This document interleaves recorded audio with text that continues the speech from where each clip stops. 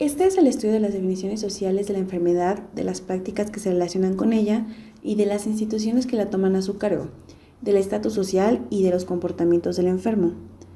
Ahora que ya tenemos un poco de su definición, vamos a ir a sus orígenes. En la antigüedad, Hipócrates y Galeno, y después Paracelso, desarrollaron claras recomendaciones y criterios de observación que alertaban acerca del peso de los factores sociales sobre la salud de la población. Cuando Paracelso y luego Ramazzini, que también se muestra en la imagen, sientan las bases de lo que posteriormente será la medicina ocupacional, estaban indicando la estrecha relación entre la organización económica y las condiciones de la salud. El médico William Petty sostenía en el siglo XVII que la estructura demográfica, los factores sociales, económicos y culturales estaban en estrecha correspondencia histórica con la situación de la salud. Esto significa que en la sociedad inglesa se percibía de manera clara y conflictiva la relación entre los problemas sociales y los de la salud. Bastaba con revisar las novelas de Charles Dickens y la manera en que cómo se mostraba la explotación laboral de mujeres y niños en temprana edad en la industria inglesa. En el siglo XIX la enfermedad se desarrollaba por las condiciones sociales y por los factores del ambiente físico. Los estudios epidemiológicos desarrollados en el marco del movimiento de la medicina social trataron precisamente el problema de las relaciones entre las enfermedades y los factores sociales. Es a propósito de estos trabajos que se habla por primera vez de la sociología médica. Sin embargo, la participación del sociólogo había sido con ellos como un auxiliar.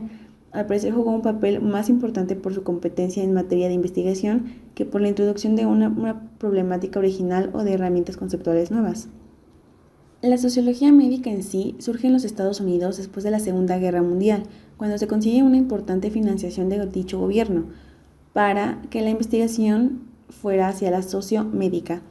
Debido al interés en el estudio de la influencia de los factores socioculturales en la etiología de la enfermedad mental como consecuencia del cambio social, estrés y sobre todo la prevalencia aparentemente muy alta de desórdenes psiquiátricos diagnosticados durante la selección de la población masculina para el servicio militar, a su vez, muchos psiquiatras tuvieron que enfrentarse a las variables de tipo social que habían condicionado la aparición de síntomas psiquiátricos durante la guerra, y especialmente durante los procesos de rehabilitación a la hora de tratar a los nuevos pacientes. Lamentablemente, esta sociología estuvo dirigida más a problemas prácticos que al desarrollo teórico en sí. Sin embargo, esto se modificó con la publicación en 1951 del Sistema Social de Talcott Parsons, la cual hace alusión a la práctica médica moderna. Se acuñan los conceptos del rol del enfermo y el rol del médico.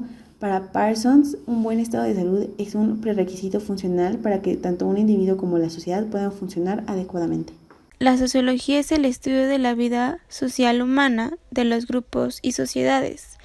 La sociología es una disciplina que se encarga de analizar lo que ocurre o ha ocurrido en una sociedad. Comenzó a desarrollarse como ciencia al final del siglo XIX. Y todo esto gracias a la industrialización, que cambió la forma de las sociedades y de la naturaleza de la vida social. La sociología se quedó corta en el intento de entender la revolución industrial y el crecimiento de los modernos estados de la nación.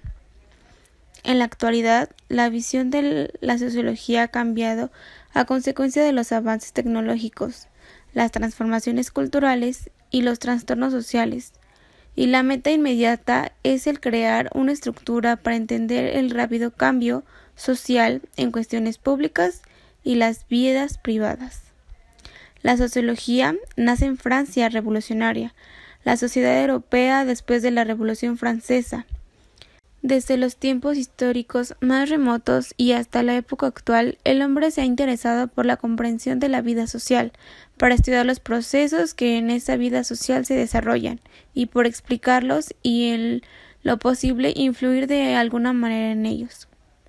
Platón, en sus diálogos, trató de comprender las motivaciones y la conducta de sus contemporáneos y nos presentó sus ideas acerca de la manera de cómo debería funcionar una sociedad ideal. Algo semejante pasó con Aristóteles, quien en su Ética Nicomaquea nos presenta una filosofía de las cosas humanas según la cual en un fin último de la vida humana, la felicidad. Ahora mencionaremos los principales exponentes y sus teorías. Tenemos a Augusto Comte. Él fue reconocido como el más influyente de los filósofos al comienzo del siglo XIX. Comte sostenía que para mejorar la sociedad se necesitaba una ciencia teórica de la sociedad y una investigación sistemática del comportamiento. Lo más característico de Comte es que él acuñó el término sociología para aplicarlo a la ciencia del comportamiento humano. Comte esperaba que el estudio sistemático del comportamiento social con el tiempo llevara a interacciones humanas más racionales. Bien, hablaremos del funcionalismo con Durkheim. Durkheim propuso darle a la sociología una base científica para llegar a ser meramente científica. La sociología debía de estudiar hechos sociales, es decir, aspectos de la vida social, como por ejemplo la economía o la influencia de la religión, ya que eso es algo que configura nuestras acciones individuales. Él creía que debíamos de estudiar la vida social con la misma objetividad con la que los científicos se ocupan de la naturaleza. El primer principio de la sociología para Durkheim era el famoso estudia los hechos sociales como si fueran cosas.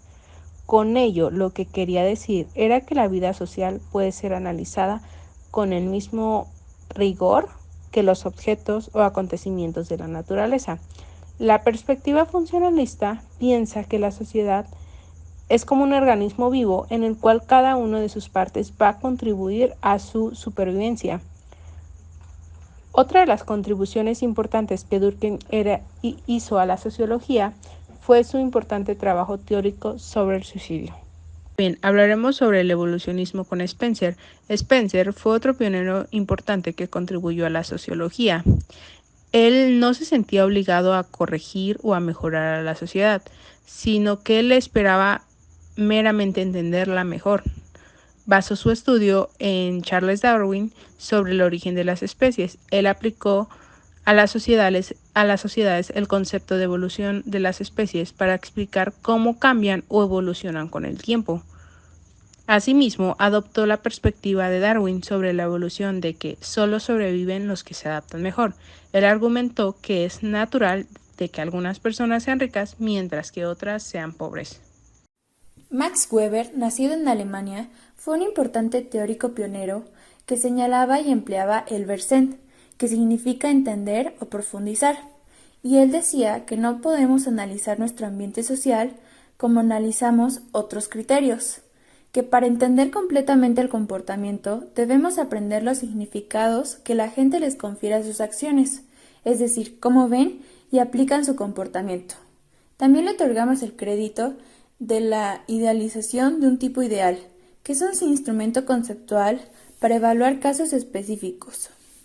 Esto se utiliza para estudiar la familia, la religión, la autoridad, los sistemas económicos y la burocracia. Talcott Parsons veía cualquier sociedad como una vasta red de partes conectadas, cada una de las cuales ayudan a mantener el sistema como un todo. Su enfoque funcionalista sostiene que si un aspecto de la vida social no contribuye a la estabilidad de la sociedad, no pasará más de una generación a la siguiente. Robert Merton hace una importante distinción entre funciones manifiestas y latentes. Las funciones manifiestas son claras, específicas y conscientes, e implican las consecuencias interaccionadas y reconocidas de un aspecto de la sociedad. En contraste, las funciones latentes son inconscientes o no interaccionadas, que pueden reflejar propósitos ocultos. Karl Marx pensaba que la lucha entre las clases sociales era inevitable, y los sociólogos y otros científicos han llegado a ver el conflicto no solamente como un fenómeno de clases, sino como una parte de la vida diaria en todas las sociedades. Los sociólogos desean saber quién se beneficia, quién sufre y quién domina a expensas a los demás, y cómo las instituciones de la sociedad pueden ayudar a mantener los privilegios de algunos grupos y someter a otros a una posición de subordinación. En conclusión, el análisis de Marx se divide la sociedad fundamental en dos clases que entran en conflicto para conseguir sus propios intereses, así como sostenía que la clase obrera debe acabar con la clase existente. La sociología fue fundada, o al menos le fue adjudicado un nombre hace siglo y medio por Auguste Comte, que fue un intelectual francés que la colocó en la cima de la jerarquía del conocimiento y creyó que serviría como una ciencia positiva de la moralidad y también como base para una nueva fe secular. Comte no solamente coronó la sociología como reina de las ciencias, también anticipó que los sociólogos habrían de ser los líderes de la coalición formada por los intelectuales y los industriales que en un mundo más civilizado habría de desplazar a los clérigos y a los generales como dirigentes. Y bueno, a pesar de que la trayectoria de la sociología ha sido mucho menos singular de lo que predijo su fundador, Augusto Comte, como previamente lo vimos, la disciplina ha logrado mucho desde sus comienzos, arrojando luz sobre una gama de fenómenos que trasciende todos los límites de tiempo, espacio y contenido.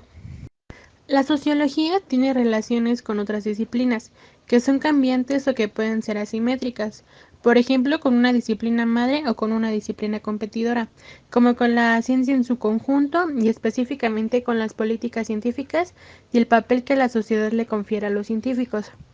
También es necesario tener en cuenta las relaciones de la disciplina con el contexto sociocultural, económico y político en el cual su actividad se desarrolla. Este tipo de relaciones, a las que desde cierto punto de vista podríamos considerar subdisciplinarias, son fundamentales para comprender los pormenores y las características específicas que asume la configuración de tal disciplina en un país determinado.